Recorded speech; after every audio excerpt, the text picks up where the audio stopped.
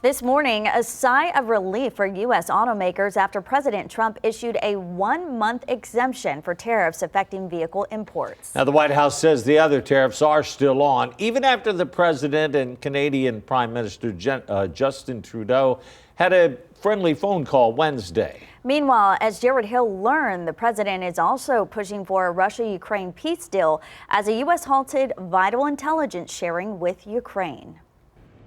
President Donald Trump is pumping the brakes on his auto tariffs, giving a one-month pause for the big three U.S. car makers. They made the ask, and the president is happy to do it. Trump is pushing Ford, General Motors, and Stellantis to shift all production to the U.S. as early fallout builds from his new 25% tariffs on Canada and Mexico, plus 20% on goods from China. The president said the countries are not doing enough to stop the flow of fentanyl into the U.S., a point Trump says he reiterated to Canadian Prime Minister Justin Trudeau in a 50-minute call yesterday.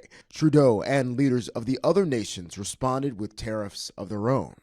On Russia's war in Ukraine, one day after President Trump said Ukrainian President Volodymyr Zelensky sent him a letter. The letter reads, "Ukraine is ready to come to the negotiating table as soon as possible to bring lasting peace closer." CBS News learned the Trump administration has stopped sharing intelligence with Ukraine that could help the country target Russian forces, though some defensive intel is still being shared. No word on when the intelligence sharing or the suspension on military aid to Ukraine could resume. Meanwhile, amid ongoing sweeping federal cuts and a government shutdown deadline in less than 2 weeks, the president's senior advisor Elon Musk met with lawmakers on Capitol Hill about enshrining DOGE cuts into law. A lot of opportunity to improve expenditures in the government. CBS News has obtained a memo showing the Department of Veterans Affairs is planning to slash more than 70,000 workers. Jared Hill, CBS News.